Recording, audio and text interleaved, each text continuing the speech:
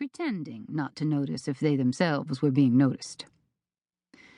The beautiful people, Drayton mused. Dressed to the nines, just in case a society photographer should happen along.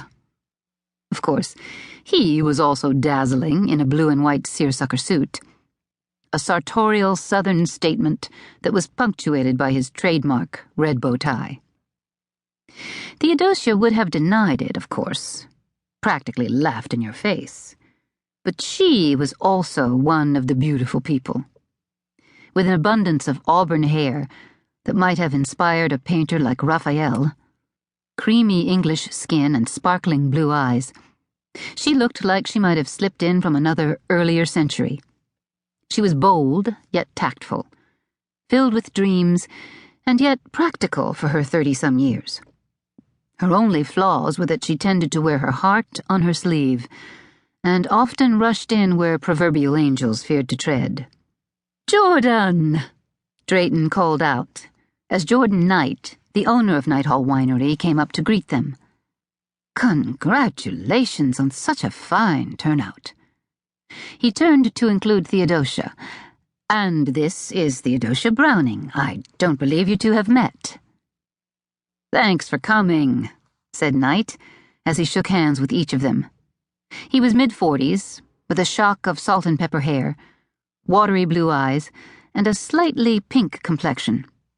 He'd removed his jacket, loosened his tie, and his manner seemed to veer between nervous and ebullient. I'm pretty sure I just convinced the owner of the Lady Goodwood Inn to carry my wine, Knight chortled. In his other, more practical life, he was the CEO of Wizen Software. Nighthall Winery was his most recently established passion.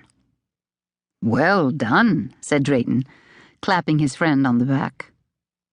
Your winery appears to be thriving, Theodosia told Knight. Being a business owner herself, she knew how difficult it was for a company to succeed, let alone flourish, in today's tough business climate. And the deck was stacked against upstarts even more. We're starting to gain some traction, Knight responded. We have distribution to 30 liquor stores in something like 5 states. And my son is in the process of helping to negotiate a potentially large deal with a Japanese distributor as well. Knight gazed about distractedly. You've met my son, Drew, haven't you? Drayton nodded yes.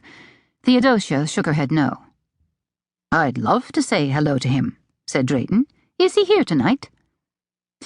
Drew's around here somewhere, said Knight, as he cast a quick glance at the large crowd and shrugged.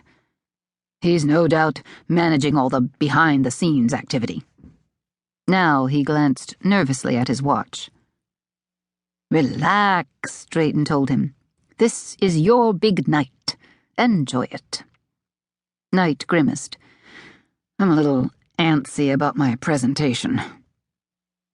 What is that? Theodosia inquired politely. In about 5 minutes, said Knight.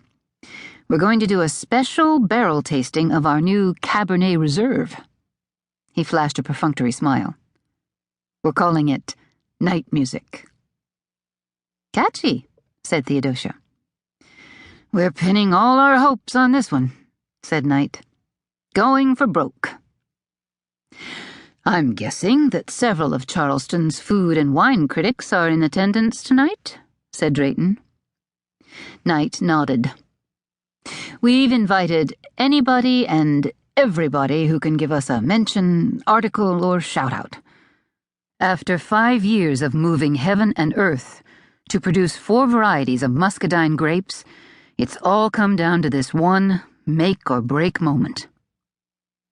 Good luck to you, then, said Theodosia, as Knight hurried away.